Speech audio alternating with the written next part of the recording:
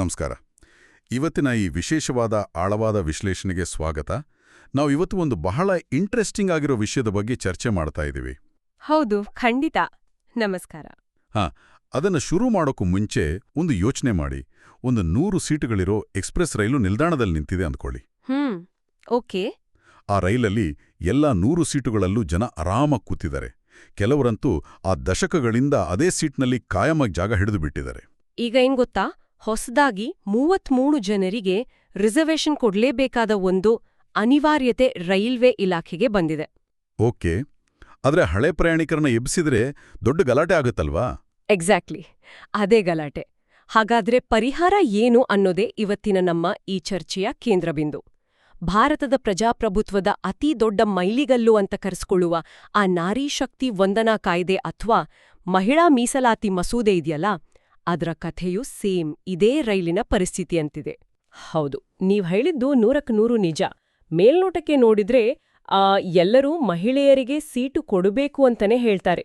ಆದ್ರೆ ತಮ್ಮ ಸೀಟು ಬಿಟ್ಕೊಡೋಕೆ ಯಾರೂ ಕೂಡ ರೆಡಿ ಇಲ್ಲ.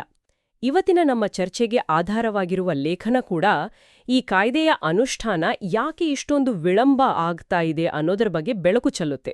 ಖಂಡಿತ. ವಿಶೇಷವಾಗಿ ಸಂಸದರು ಹಾಗೆ ಮಾಜಿ ಮುಖ್ಯಮಂತ್ರಿಯಾಗಿರೋ ಬಸವರಾಜ ಬೊಮ್ಮಾಯಿಯವರು ಇತ್ತೀಚೆಗೆ ಎತ್ತಿರುವ 3 ಪ್ರಮುಖ ಪ್ರಶ್ನೆಗಳ ಆಧಾರದ ಮೇಲೆ ಈ ಮಸೂದೆಯ ಹಿಂದಿರುವ ವಾಸ್ತವನ ನಾವು ಬಿಡಿಸಿ ನೋಡೋಣ. ಸರಿ, ಅದನ್ನ ಶುರು ಮಾಡೋಕ್ಕೂ ಮುಂಚೆ ಒಂದು ವಿಚಾರನ ಸ್ಪಷ್ಟಪಡಿಸೋದು ಬಹಳ ಮುಖ್ಯ ಅನ್ಸುತ್ತೆ. ನಮ್ಮ ಮುಂದಿರುವ ಮೂಲ ಲೇಖನ ಬೊಮ್ಮಾಯಿಯವರ ಹೇಳಿಕೆಗಳು ಮತ್ತೆ ವಿರೋಧ ಪಕ್ಷಗಳ ನಿಲುವುಗಳನ್ನ ಚರ್ಚೆ ಮಾಡುತ್ತೆ. ನಮ್ಮ ಉದ್ದೇಶ ಇಲ್ಲಿ ಯಾವುದೇ ರಾಜಕೀಯ ಪಕ್ಷದ ಪರ ವಕಾಲತ್ತು ವಹಿಸುವುದಾಗ್ಲಿ ಅಥವಾ ವಿರೋಧಿಸುವುದಾಗ್ಲಿ ಖಂಡಿತ ಅಲ್ಲ. ಇಲ್ಲಿ ಎದ್ದಿರುವ ವಾದ ವಿವಾದಗಳ ಮೂಲಕ ನಮ್ಮ ರಾಜಕೀಯ ವ್ಯವಸ್ಥೆ ಮತ್ತು ಆ ಗಣಿತದ ಲೆಕ್ಕಾಚಾರ ಹಾಗೆ ಪ್ರಾದೇಶಿಕತೆಯ ಕಾರ್ಯವೈಖರಿನ ಒಂದು ಎಕ್ಸ್ರೇ ಮಾಡಿ ನೋಡೋದಷ್ಟೇ ನಮ್ಮ ಗುರಿ. ಹೌದು, ಇದು ಯಾವುದೇ ಒಂದು ಪಕ್ಷದ ವಿಚಾರ ಅಲ್ಲ. ಇದು ಕೇವಲ ಒಂದು ಮಸೂದೆಯ ಕಥೆಯೂ ಅಲ್ಲ. ಇದು ಅಧಿಕಾರ, ಅಸ್ತಿತ್ವ ಮತ್ತೆ ಆತಂಕಗಳ ಕಥೆ ಅಂತ ಹೇಳ್ಬೋದು. ಲೇಖನದಲ್ಲಿ ಉಲ್ಲೇಖಿಸಿರೋ ಹಾಗೆ ಬೊಮ್ಮಾಯಿಯವರು ಪ್ರಸ್ತಾಪ ಮಾಡಿದ ಮೊದಲ ಅಂಶನೇ ಆ ರಾಜಕೀಯ ಇಚ್ಛಾಶಕ್ತಿಗೆ ಸಂಬಂಧಪಟ್ಟಿದ್ದು. ಓಕೆ, ಅಂದ್ರೆ ಈ ಇಚ್ಛಾಶಕ್ತಿ ಅನ್ನೋದು ಹೇಗೆ ಕೆಲಸ ಮಾಡುತ್ತೆ ಇಲ್ಲಿ?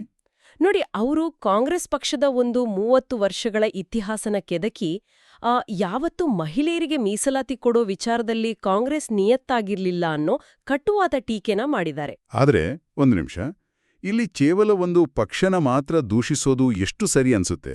ಯಾಕಂದ್ರೆ 90ರ ದಶಕದಿಂದಲೂ ದೇವೇಗೌಡರ ಸರ್ಕಾರ ಇರ್ಬೋದು ಅಥವಾ ವಾಜಪೇಯಿ ಅವರ ಸರ್ಕಾರ ಇರ್ಬೋದು, ಎಲ್ಲರೂ ಈ ಮಸೂದೆನ ಮಂಡಿಸೋಕೆ ಪ್ರಯತ್ನ ಪಟ್ಟಿದ್ದಾರೆ ತಾನೆ? ಖಂಡಿತ ಪ್ರಯತ್ನ ಪಟ್ಟಿದ್ದಾರೆ. ಆಮೇಲೆ 2010ರಲ್ಲಿ UPA ಸರ್ಕಾರ ಇದ್ದಾಗ ರಾಜ್ಯಸಭೆಯಲ್ಲಿ ಈ ಮಸೂದೆ ಪಾಸ್ ಕೂಡ ಆಗಿತ್ತಲ್ಲ. ಹಾಗಿದ್ದಾಗ ಇಚ್ಛಾಶಕ್ತಿಯ ಕೊರತೆ ಎಲ್ಲಿದೆ ಅಂತ ಅವ್ರು ಹೇಳ್ತಾ ಇರೋದು? ನೀವು ಹೇಳಿದ್ದು ತಾಂತ್ರಿಕವಾಗಿ ಸರಿಯಿದೆ. ಮಸೂದೆಗಳು ಮಂಡನೆ ಆಗಿವೆ, ಹಾಗೆ ಚರ್ಚೆಗಳು ಕೂಡ ಆಗಿವೆ. 2010ರಲ್ಲಿ ರಾಜ್ಯಸಭೆಯಲ್ಲಿ ಅಂಗೀಕಾರ ಕೂಡ ಆಯಿತು. ಆದ್ರೆ ಬೊಮ್ಮಾಯಿಯವರ ವಾದದ ತಿರುಳು ಇರೋದು ಆ ಮಂಡನೆಯಲ್ಲಿ ಅಲ್ಲ. ಓಕೆ, ಮತ್ತೆಲ್ಲಿ? ಅದರ ಅನುಷ್ಠಾನದ ಪ್ರಾಮಾಣಿಕತೆಯಲ್ಲಿ. ಒಂದು ಮಸೂದೆನ ತರೋದು ಎಷ್ಟು ಮುಖ್ಯನೋ ಅದರ ಸುತ್ತ ಇರೋ ವಿರೋಧಗಳನ್ನ ನಿಭಾಯಿಸಿ ಅದನ್ನ ಕಾನೂನು ಮಾಡೋದು ಕೂಡ ಅಷ್ಟೇ ಮುಖ್ಯ ಆಗುತ್ತೆ. ಸಂಸತ್ತಿನಲ್ಲಿ ಕೆಲವು ನಾಯಕರು ಆ ಮಸೂದೆಯ ಪ್ರತಿಯನ್ನೇ ಹರಿದು ಹಾಕಿದ ಇತಿಹಾಸ ನಮ್ಮ ಕಣ್ಮುಂದಿದೆ. ಹೌದು, ಸಂಸತ್ತಿನ ಒಳಗೆ ಮೈಕ್ ಕಿತ್ತಾಕಿದ್ದು, ಆಮೇಲೆ ಪೇಪರ್ ಹರಿದು ಹಾಕಿದ ದೃಶ್ಯಗಳು ಈಗಲೂ ನೆನಪಿದೆ. ಆದ್ರೆ ಆ ವಿರೋಧಕ್ಕೆ ಅಸಲಿ ಕಾರಣ ಏನಿತ್ತು? ಸುಮ್ನೆ ಮಹಿಳೆಯರಿಗೆ ಮೀಸಲಾತಿ ಬೇಡ ಅಂತ ಯಾರೋ ಬಹಿರಂಗವಾಗಿ ಹೇಳಕ್ಕಾಗಲ್ವಲ್ಲ? ಎಕ್ಸಾಕ್ಟ್ಲಿ, ಅಲ್ಲಿಯೇ ರಾಜಕೀಯದ ಚಾಣಾಕ್ಷಿತನ ಇರೋದು. ಬಹಿರಂಗವಾಗಿ ಮಹಿಳಾ ಮೀಸಲಾತಿಯನ್ನ ಯಾರೂ ಕೂಡ ವಿರೋಧ ಮಾಡಲಿಲ್ಲ. ಬದ್ಲಾಗಿ ಈ 33% ಮೀಸಲಾತಿಯೊಳಗೆ ಹಿಂದುಳಿದ ವರ್ಗಗಳಿಗೆ ಅಂದ್ರೆ OBC ಮತ್ತೆ ಅಲ್ಪಸಂಖ್ಯಾತರಿಗೆ ಒಳ ಮೀಸಲಾತಿ ಕೊಡ್ಬೇಕು ಅನ್ನೋ ಹೊಸ ವಾದನ ಹುಟ್ಟುಹಾಕಿದ್ರು. ಓಹೋ, ಕೋಟಾ ವಿತಿನ್ ಕೋಟಾ ಅಂತಾರಲ್ಲ ಅದು? ಹೌದು. ಒಳ ಮೀಸಲಾತಿ ಇಲ್ದೆ ಈ ಮಸೂದೆ ಜಾರಿಯಾದ್ರೆ ಆ ಕೇವಲ ಮೇಲ್ವರ್ಗದ ಮಹಿಳೆಯರು ಮಾತ್ರ ಸಂಸತ್ತಿಗೆ ಬರ್ತಾರೆ ಅನ್ನೋದು ಅವರ ವಾದ. ಅಂದ್ರೆ ಒಂದು ಆದರ್ಶವಾದಿ ಬೇಡಿಕೆನ ಮುಂದಿಟ್ಟು ಇನ್ನೊಂದು ಪ್ರಗತಿಪರ ಮಸೂದೆಯನ್ನೇ ಕೊಲೆ ಮಾಡದಾಗಾಯ್ತಲ್ವಾ ಇದು? ಬೊಮ್ಮಾಯಿಯವರು ಇದನ್ನ ಚುನಾವಣಾ ಗಿಮಿಕ್ ಅಂತ ಕರಿತಾ ಇರೋದಕ್ಕೂ ಇದೇ ಕಾರಣ ಇರಬೇಕು ಅನ್ಸುತ್ತೆ. ಖಂಡಿತ. ಪ್ರಣಾಳಿಕೆಯಲ್ಲಿ ಭರವಸೆ ಕೊಡೋದು, ಆದ್ರೆ ಸದನದಲ್ಲಿ ಯಾವುದೋ ಒಂದು ತಾಂತ್ರಿಕ ನೆಪ ಒಡ್ಡಿ ಈ ಒಳ ಮೀಸಲಾತಿಯ ಗೊಂದಲ ಸೃಷ್ಟಿ ಮಾಡಿ ಮಸೂದೆನ ಅನಿರ್ದಿಷ್ಟ ಅವಧಿಗೆ ಮುಂದೂಡೋದು. ದಶಕಗಳಿಂದ ಇದೇ ಕಣ್ಣಾಮುಚ್ಚಾಳೆ ಆಟ ನಡೀತಾ ಇದೆ ಅಂತ ಮೂಲ ಲೇಖನ ಕೂಡ ವಿಶ್ಲೇಷಣೆ ಮಾಡುತ್ತೆ ಅಲ್ವಾ? ಅಕ್ಷರಶಃ ಹೌದು. ಮಹಿಳಾ ಶಕ್ತಿನ ಕೇವಲ ಒಂದು ವೋಟ್ ಬ್ಯಾಂಕ್ ಆಗಿ ನೋಡೋ ಪ್ರವೃತ್ತಿ ಇಲ್ಲಿ ಸ್ಪಷ್ಟವಾಗಿ ಎದ್ದು ಕಾಣುತ್ತೆ. ನಿಜವಾದ ಬದ್ಧತೆ ಇದ್ದಿದ್ರೆ ಈ 30 ವರ್ಷಗಳಲ್ಲಿ ಆ ಒಳ ಮೀಸಲಾತಿಯ ಗೊಂದಲನ ಬಗೆಹರಿಸಬಹುದಾಗಿತ್ತು ತಾನೆ? ಹೌದು, ಮಾಡಬಹುದಾಗಿತ್ತು. ಆದ್ರೆ ಅಧಿಕಾರ ಕಳ್ಕೊಳ್ಳೋ ಭಯ ಎಲ್ರಲ್ಲೂ ಇತ್ತು ಅನ್ನೋದೇ ಇಲ್ಲಿನ ನಿಷ್ಠುರ ಸತ್ಯ. ಸರಿ, ಇತಿಹಾಸನ ಸ್ವಲ್ಪ ಬದಿಗಿಡೋಣ. ಈಗಿನ ಪರಿಸ್ಥಿತಿಗೆ ಬರೋದಾದ್ರೆ, ಈಗ ಕೇಂದ್ರದಲ್ಲಿ ಸ್ಪಷ್ಟ ಬಹುಮತ ಇರೋ ಸರ್ಕಾರ ಇದೆ, ಮಸೂದೆ ಕೂಡ ಪಾಸ್ ಆಗಿದೆ. ಆದ್ರೆ ಇಲ್ಲೊಂದು ದೊಡ್ಡ ಪ್ರಶ್ನೆ ಎದುರಾಗುತ್ತೆ. ಪಾಸ್ ಆಗಿದ್ರೆ ನಾಳೆಯಿಂದನೇ ಜಾರಿ ಮಾಡಿ, ಯಾಕೆ 2029ವರೆಗೆ ಕಾಯ್ಬೇಕು ಅಂತ ವಿರೋಧ ಪಕ್ಷಗಳು ಕೇಳ್ತಾ ಇವೆ. ಇಲ್ಲಿಗೆ ನಮ್ಮ ಚರ್ಚೆಯ ಎರಡನೇ ಹಾಗೆ ಅತ್ಯಂತ ಸಂಕೀರ್ಣವಾದ ಆಯಾಮ ಶುರುವಾಗುತ್ತೆ. ಅದೇ ಗಣಿತ ಮತ್ತೆ ಲಾಜಿಸ್ಟಿಕ್ಸ್. ಹೌದು, ಇದು ಇಡೀ ಚರ್ಚೆಯ ಅತ್ಯಂತ ಕುತೂಹಲಕಾರಿ ಭಾಗ ಅಂತ ಹೇಳ್ಬಹುದು. ಸರ್ಕಾರ ಈ ಮಸೂದೆನ ದಿಢೀರಂತ ಜಾರಿ ಮಾಡೋಕೆ ಸಾಧ್ಯನೇ ಇಲ್ಲ. ಯಾಕಂದ್ರೆ ನಾವು ಸ್ಟಾರ್ಟಿಂಗಲ್ಲಿ ಮಾತಾಡಿದ ಆ ರೈಲಿನ ರೂಪಕ ಇದೆಯಲ್ಲ, ಅದು ಇಲ್ಲಿ ನಿಖರವಾಗಿ ಅನ್ವಯ ಆಗತ್ತೆ. ಓಕೆ, ಹೇಗೆ ಅಂತ? ಸರ್ಕಾರ 2029ರ ಗುರಿ ಇಟ್ಕೊಂಡಿರೋದಿಕ್ಕೆ ಪ್ರಮುಖ ಕಾರಣ ಈ ಡಿಲಿಮಿಟೇಷನ್, ಅಂದ್ರೆ ಕ್ಷೇತ್ರಗಳ ಮರುವಿಂಗಡಣೆ. ಆದ್ರೆ ಈ ಡಿಲಿಮಿಟೇಷನ್ಗೂ ಮತ್ತೆ ಮಹಿಳಾ ಮೀಸಲಾತಿಗೂ ಏನ್ ಸಂಬಂಧ? ಆ 33% ಮಹಿಳಾ ಮೀಸಲಾತಿ ಜಾರಿಯಾದ್ರೆ ಸುಮಾರು 180 ಹಾಲಿ ಪುರುಷ ಸಂಸದರು ತಮ್ಮ ಸೀಟನ್ನ ಕಳ್ಕೊಳ್ತಾರೆ. ಓಹೋ, 180 ಜನ? ಹೌದು. ಯಾವ ಪುರುಷ ರಾಜಕಾರಣಿನೂ ತನ್ನ ರಾಜಕೀಯ ಸಮಾಧಿನ ತಾನೇ ಕಟ್ಕೊಳ್ಳಕ್ ಇಷ್ಟಪಡಲ್ವಲ್ವಾ? ಇದು ವಾಸ್ತವ.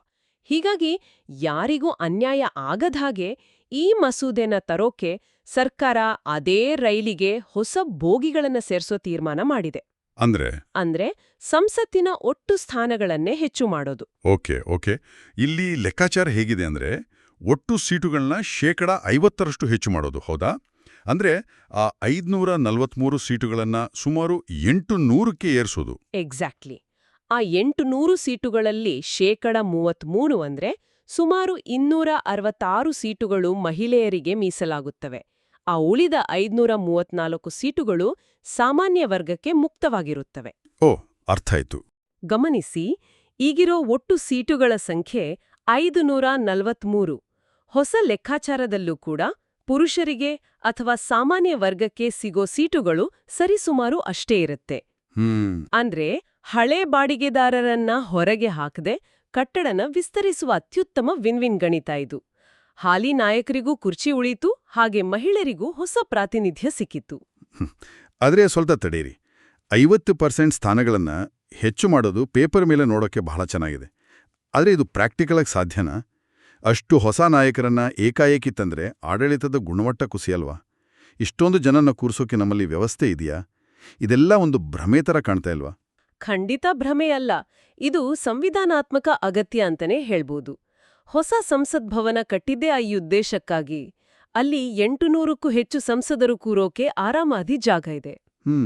ಇನ್ನು ಆಡಳಿತದ ಗುಣಮಟ್ಟದ ವಿಚಾರಕ್ಕೆ ಬಂದ್ರೆ, ಭಾರತದಲ್ಲಿ ಈಗ ಒಬ್ಬ ಸಂಸದ ಸರಾಸರಿ 25ರಿಂದ 30 ಲಕ್ಷ ಜನರನ್ನ ಪ್ರತಿನಿಧಿಸ್ತಾ ಇದ್ದಾನೆ.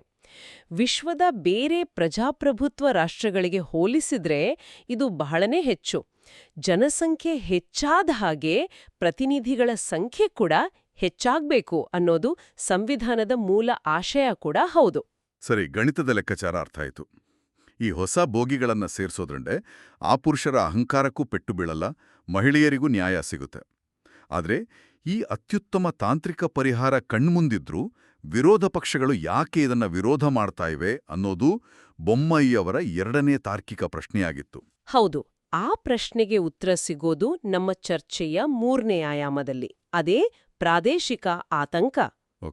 ಈ ಡಿಲಿಮಿಟೇಷನ್ ಅಥವಾ ಕ್ಷೇತ್ರಗಳ ಹೆಚ್ಚಳ ಅನ್ನೋದು ಕೇವಲ ಕುರ್ಚಿಗಳ ಸಂಖ್ಯೆ ಅಲ್ಲ, ಅದೊಂದು ಪ್ರಾದೇಶಿಕ ಬಾಂಬ್ ಅಂತಾನೆ ಹೇಳ್ಬಹುದು. ಇಲ್ಲಿ ನಾವು ಭಾರತದ ಜನಸಂಖ್ಯಾ ಸ್ಫೋಟದ ಇತಿಹಾಸನ ಅರ್ಥ ಮಾಡ್ಕೊಳ್ಬೇಕು.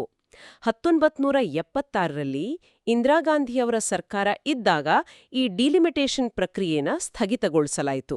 ಯಾಕೆ ಅದನ್ನ ಸ್ಥಗಿತಗೊಳಿಸಿದ್ರು? ಅರಿಗೆ ಬರ್ತಾ ಇದ್ವು.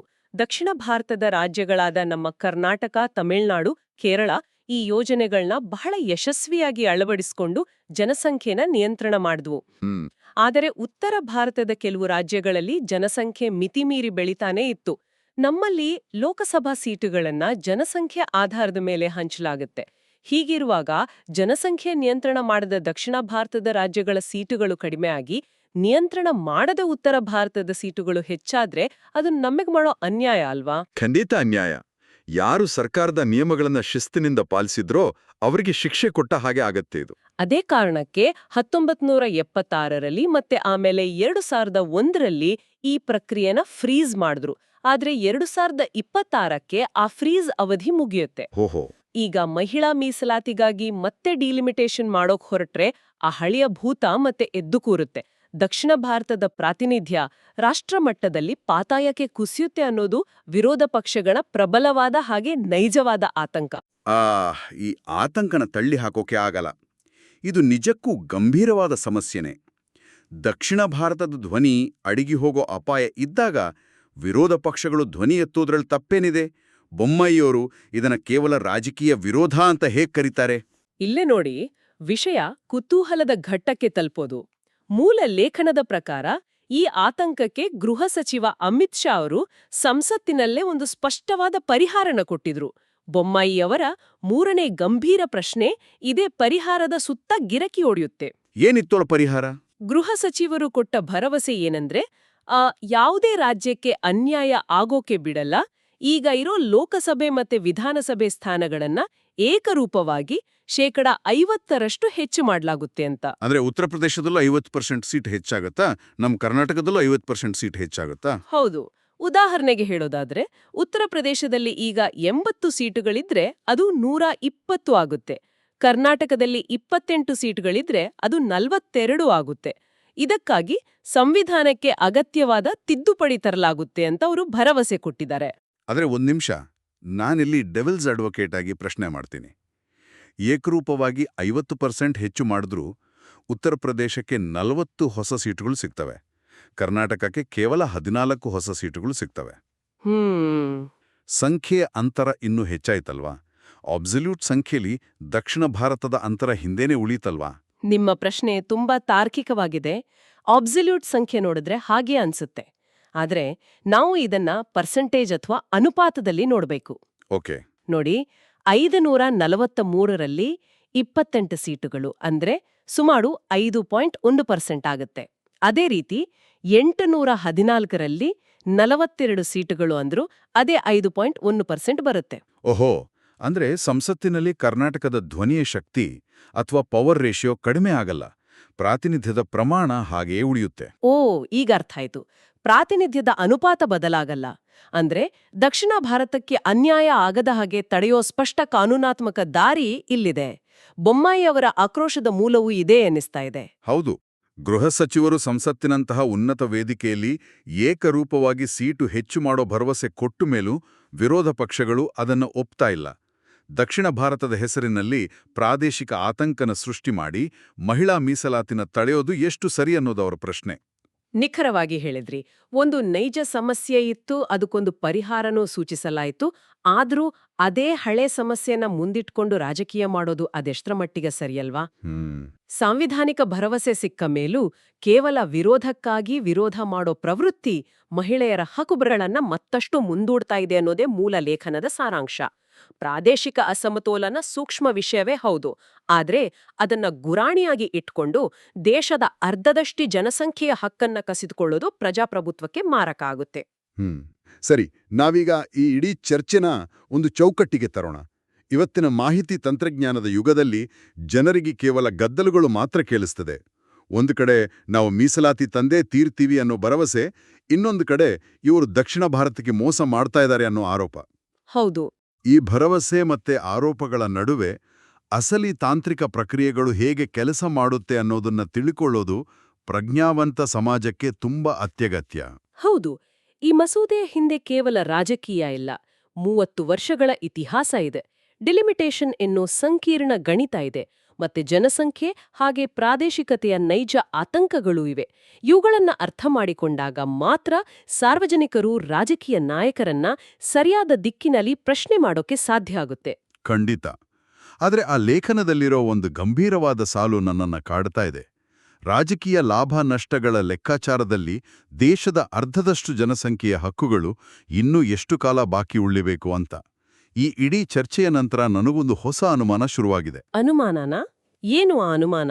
ನೋಡಿ, ಗಣಿತದ ಲೆಕ್ಕಾಚಾರ ಸ್ಪಷ್ಟವಾಗಿದೆ. ಹಳೇ ಪುರುಷ ನಾಯಕರಿಗೆ ಕುರ್ಚಿ ಉಳಿಸ್ಕೊಳ್ಳೋಕೆ ಸೀಟುಗಳನ್ನ ಹೆಚ್ಚಿಸುವ ಆ ವಿನ್ ವಿನ್ ಪರಿಹಾರನೂ ಇದೆ. ದಕ್ಷಿಣ ಭಾರತಕ್ಕೆ ಅನ್ಯಾಯ ಆಗದ ಹಾಗೆ ಏಕರೂಪವಾಗಿ ಸೀಟುಗಳನ್ನ ಹೆಚ್ಚಿಸುವ ಕಾನೂನಿನ ಭರವಸೆ ಕೂಡ ಇದೆ. ಇತಿಹಾಸದ ತಪ್ಪುಗಳನ್ನ ಸರಿಪಡಿಸೋ ಅವಕಾಶನೂ ಇದೆ. ಇಷ್ಟೆಲ್ಲ ಇದ್ರೂ ಈ ಮಸೂದೆಗೆ ಪದೇ ಪದೇ ಅಡೆತಡೆಗಳು ಸೃಷ್ಟಿ ಆಗ್ತಾ ಇದೆ ಅಂದ್ರೆ ಬಹುಶಃ ಇದರ ಹಿಂದಿರೋ ನಿಜವಾದ ಭಯ ಬೇರೆನೇ ಇದೆಯಾ ಅಂತ. ನಿಜವಾದ ಭಯ ಅಂದ್ರೆ ನೀವು ಹೇಳ್ತಾ ಇರೋದು ತಾಂತ್ರಿಕ ಮತ್ತೆ ಪ್ರಾದೇಶಿಕ ಕಾರಣಗಳನ್ನ ಹೊರತುಪಡಿಸಿ ಬೇರೆ ಏನಿದೆ ಅಂತಾನಾ? ಹೌದು. ಇಷ್ಟು ವರ್ಷಗಳ ಕಾಲ ರಾಜಕೀಯ ಪಕ್ಷಗಳು ಮಹಿಳೆಯರನ್ನ ಕೇವಲ ಒಂದು ಮತ ಬ್ಯಾಂಕ್ ಆಗಿ ಮಾತ್ರ ನೋಡಿವೆ. ಆದರೆ 33% ಮಹಿಳೆಯರು ಒಮ್ಮೆಲೆ ಅಧಿಕಾರಕ್ಕೆ ಬಂದು ವಿಧಾನಸಭಾ ಮತ್ತೆ ಲೋಕಸಭೆಯೊಳಗೆ ಹೆಜ್ಜೆ ಇಟ್ರೆ ಏನಾಗಬಹುದು? ಅವರು ಸಾಂಪ್ರದಾಯಿಕ ರಾಜಕೀಯ ಪಕ್ಷಗಳ ಚೌಕಟ್ಟುಗಳನ್ನ ಮೀರಿ ಪ್ರಾದೇಶಿಕ ಭಿನ್ನಾಭಿಪ್ರಾಯಗಳನ್ನ ಬದಿಗಿಟ್ಟು ಕೇವಲ ಅಭಿವೃದ್ಧಿ ಮತ್ತೆ ಮಹಿಳಾ ಹಕ್ಕುಗಳ ಪರವಾಗಿ ಒಗ್ಗಟ್ಟಾಗಿ ನಿಂತ್ರೆ? ಓಕೆ.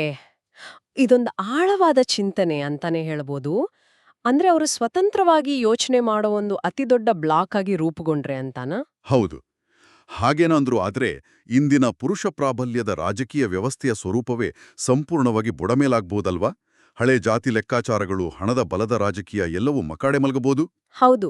ಬಹುಶಃ ಆ ಒಂದು ಅಘೋಷಿತ ಆತಂಕವೇ ಎಲ್ಲಾ ರಾಜಕೀಯ ಪಕ್ಷಗಳಲ್ಲೂ ಆಳವಾಗಿ ಬೇರೂರಿದೆಯಾ?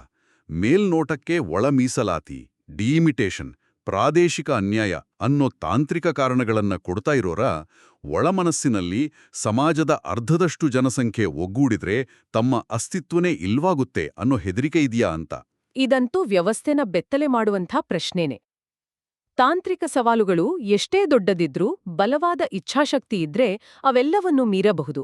ಆದ್ರೆ ವ್ಯವಸ್ಥೆನ ಬದಲಾಯಿಸುವಂತಹ ಶಕ್ತಿನೇ ವ್ಯವಸ್ಥೆಯೊಳಗೆ ಬಿಟ್ಕೊಳ್ಳೋ ಭಯ ಎಲ್ರಿಗೂ ಕಾಡ್ತಾ ಇರೋ ಹಾಗಿದೆ. ಹೌದು. ಆ ಭಯದ ಸುತ್ತ ಹೆಣೆದಿರೋ ತಾಂತ್ರಿಕ ಮುಖವಾಡಗಳ ಬಗ್ಗೆ ಪ್ರತಿಯೊಬ್ಬರೂ ಒಮ್ಮೆ ಗಂಭೀರವಾಗಿ ಯೋಜನೆ ಮಾಡಬೇಕಿದೆ.